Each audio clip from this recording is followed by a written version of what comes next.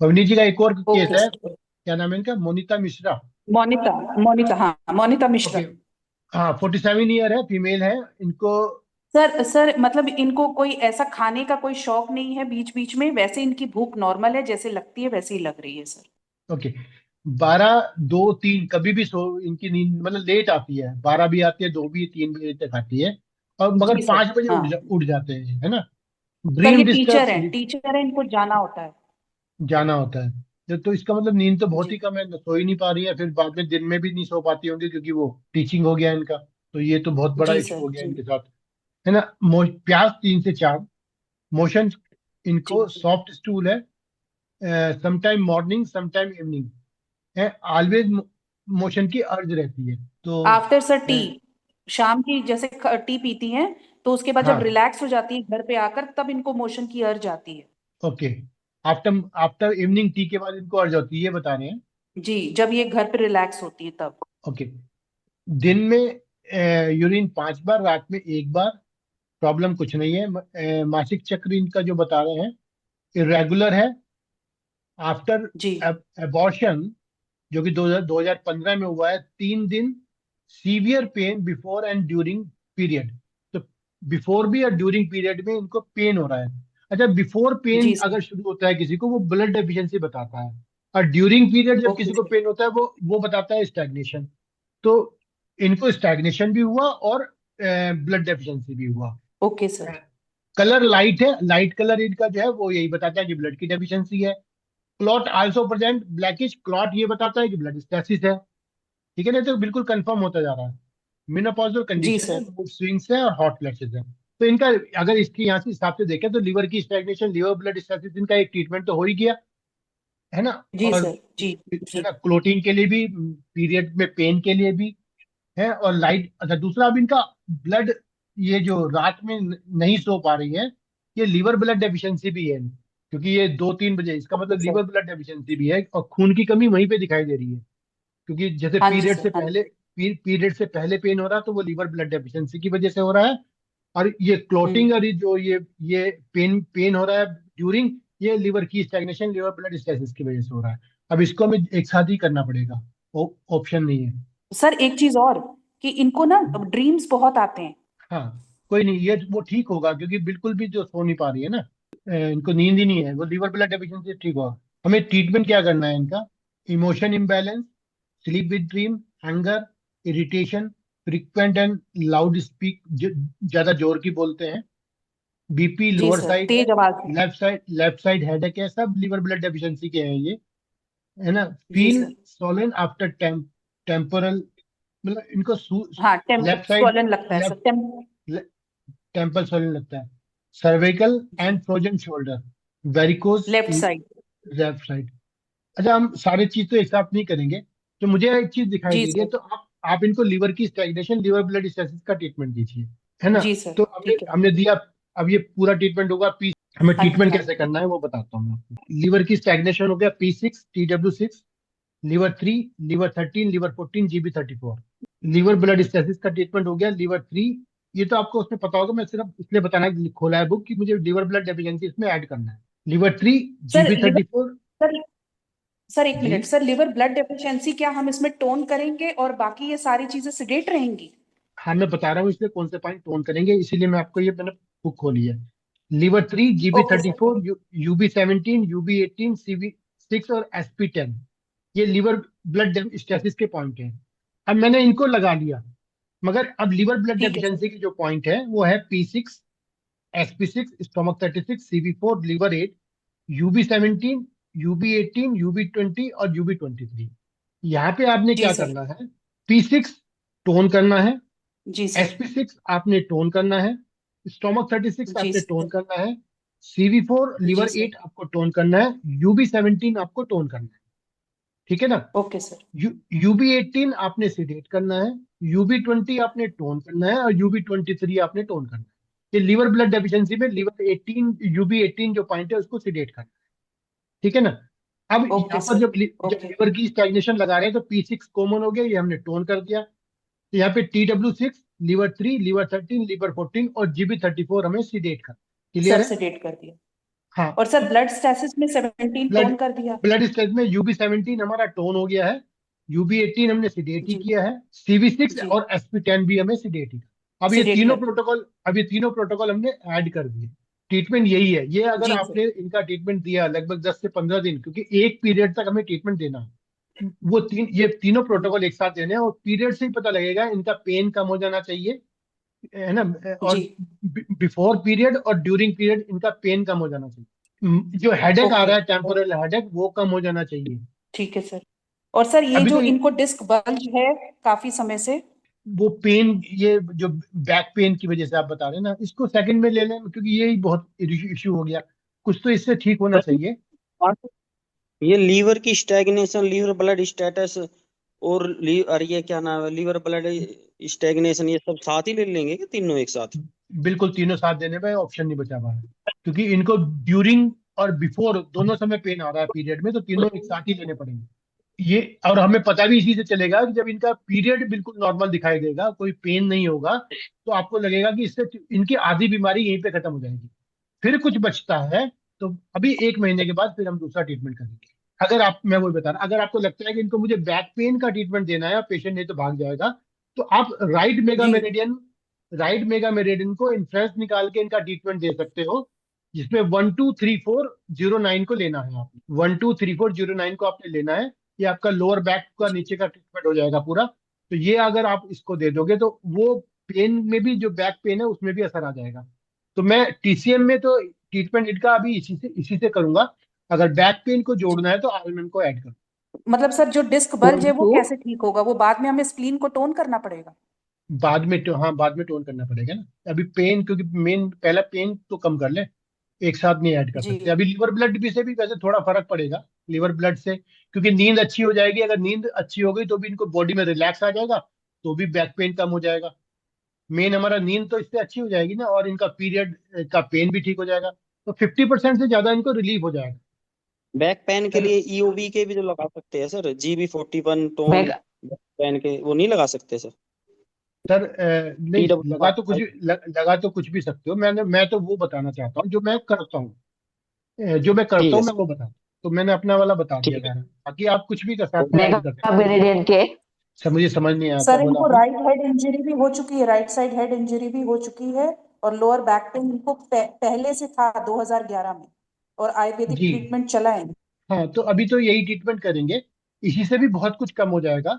है, बाद में बल्जिंग को फिर बाद में देखेंगे, RMM आप जोड़ सकते हो। सर 1 2 3 4 और 0 9। हाँ, इतना इतना ही लेना है। ठीक है सर, 5 को इंक्लूड नहीं करेंगे ना सर। नहीं, 5 और बाकी सब छोड़ दो, 5 6 छोड़ दो अभी। जी सर। इस केस में मुझे एक दो क्वेरी था पूछ। हाँ, बिल्कुल बिल्कुल पूछिए सर, यहीं पे, क्योंकि क्वेरी नहीं हेलो। पूछेंगे तो कोई फायदा नहीं। हाँ, बोलिए बोलिए हाँ, सर। ये लिवर ची और लिवर ब्लड डेफिशिएंसी दोनों साथ में दे सकते हैं कि पहले सर लिवर ची डेफिशिएंसी थोड़ा दे नहीं, देना ऐसे चाहिए उसके बाद? सर ऐसा होना तो ऐसा चाहिए कि लिवर की स्टेग्नेशन और लिवर ब्लड स्टेसिस पहले देना चाहिए, और बाद में हम लिवर ब्लड डेफिशिएंसी पे आते हैं।